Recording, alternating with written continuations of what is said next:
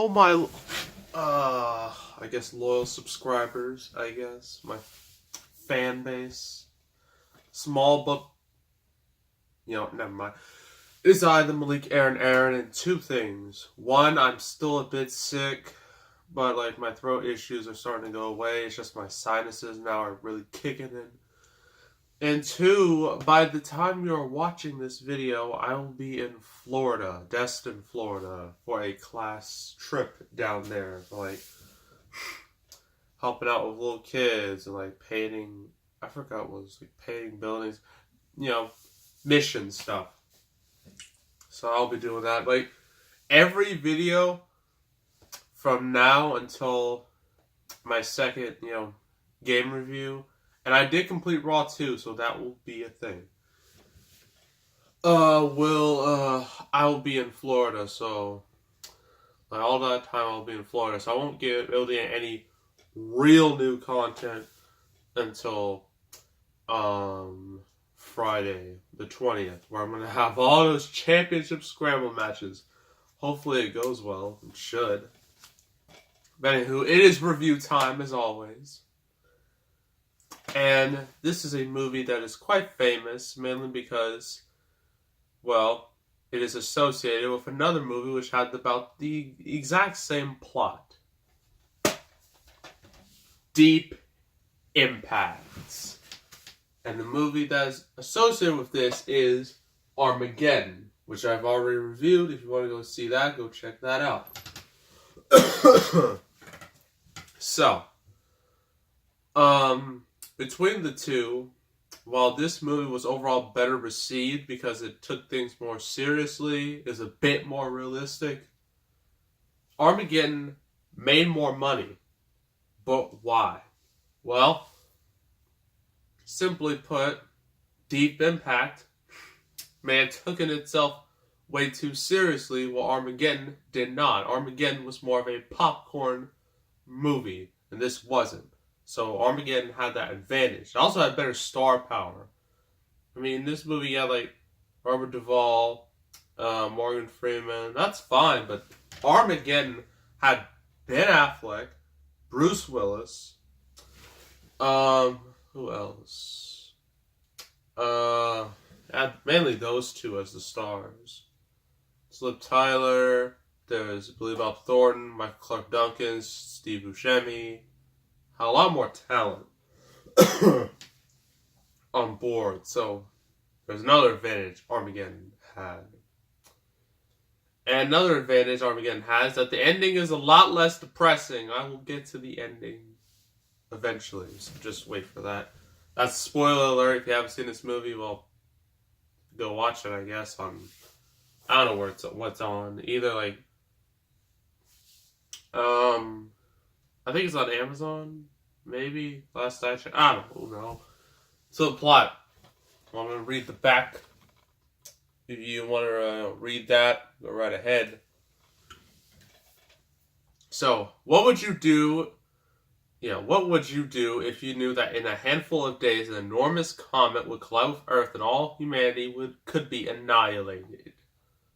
Well, for starters, I don't think the government would tell us right away, because that's what all these disaster movies do. They tell people at the last minute because they don't matter. That's what happened in 2012, the 2012 movie. So the countdown to doomsday is underway in this gut-wrenching, eye-opening blast of a movie experience. Mimi Ledger, it's not Ledger, there's no G in it. Letter,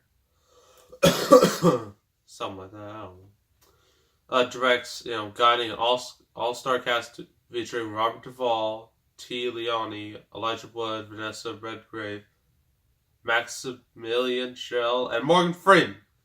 With the film's dynamic fusion of large-scale excitement and touching human-scale storylines, Deep Impact makes this impact felt in a big and unforgettable way. So, the whole plot is that Earth, there's a comet out there in space. It's about the size of New York City. If it hits Earth, we're all screwed. So that obviously means you got to have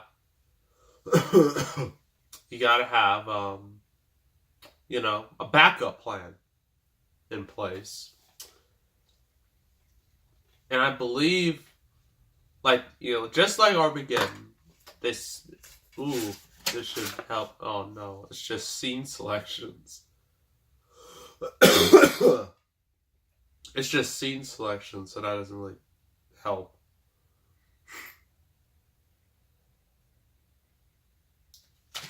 So yeah, they have to have an arc, which is more of a ship than a boat. So it's not like 2012. And so they have to have a lottery. You can only be this age, or you can only be a certain person or a certain type of person in order to get on this ship, or whatever. And some of our characters they don't qualify, so they're not gonna live. So they gotta take a crew and a ship, spaceship, in order to stop the comet and whatnot.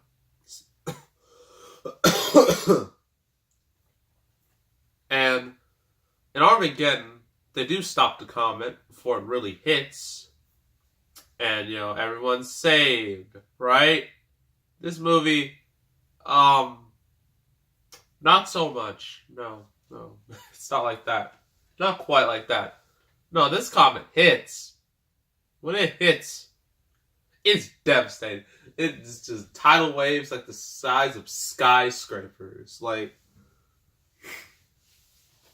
People are just dying left and right. Especially when the wave hits New York, just how big it was, how amazing it looks. I mean, this was 1998, so it looks really good for the time. You can just see the terror in everybody's face, because obviously, wouldn't you be scared to death if that happened to you? If you were in that situation, I know I would. So yeah, that happens. But you thinking, there's no way a big movie like this is gonna end like that. That's horrible. Well, it doesn't end too sadly. I mean, the waters eventually receded, and humanity's just gonna build back up again, and yeah, that's how it ends. So pros and cons. Pro, compared to Armageddon, this one is a lot more serious in tone. As one of these quotes said from Gene Shalit from Today, a thriller with brains. Yeah, that's what this is. This movie has a lot more brains than Armageddon. Not like Armageddon had any brains, when you really think about it. But, yeah, this movie, it takes its science more seriously and more realistic. And sure, what happens may not be super realistic, but it's a lot more realistic than Armageddon.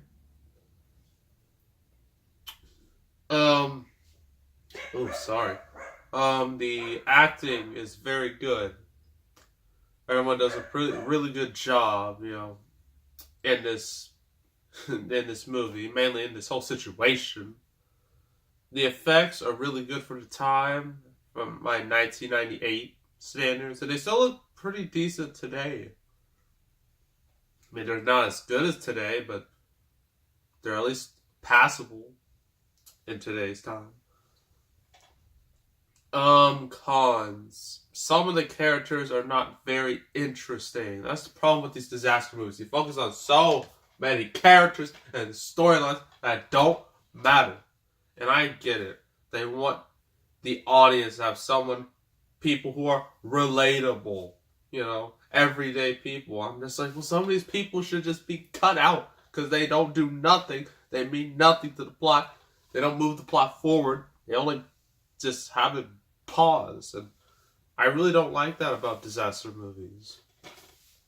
It's just so unnecessary. I don't understand why they all do it.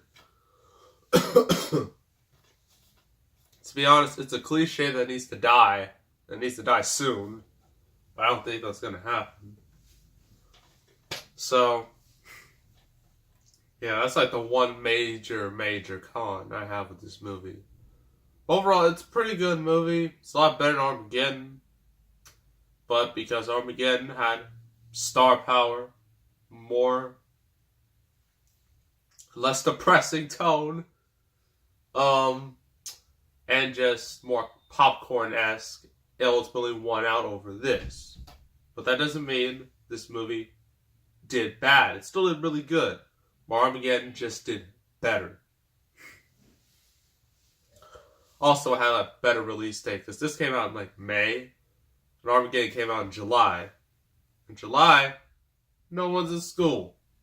You know, there's like free days. I mean, not for adults who have to work, but for kids, yeah. So, yeah. Overall, I'd give this 6 out of 10. It's not terrible, but it's not great either. So, yeah. That's Deep Impact, and I know some of you are probably shocked. Sorry, this cough is just awful. But probably shocked that I didn't mention anything about the title. Saying, well, it's called Deep Impact. Doesn't it sound like a porno? It does sound a bit like a porno. I'm not gonna lie. I mean, when you really think about it, yeah. But that's not important. But I might as well should mention it, because some people will probably be surprised if they know this movie if I did mention it. So there's that. So that's Deep Impact. Next review is, imagine a movie that was directed by Steven Spielberg and produced by Peter Jackson. You're thinking, this is going to be the greatest thing ever. And it definitely sounds like that, but what they did wasn't exactly the greatest thing ever, but it was still fun. And that was The Adventures of Tintin. That'll be the next review, so make sure you tune in for that. So make sure to subscribe, like this video, leave a comment. I will see you all next time. And I am out.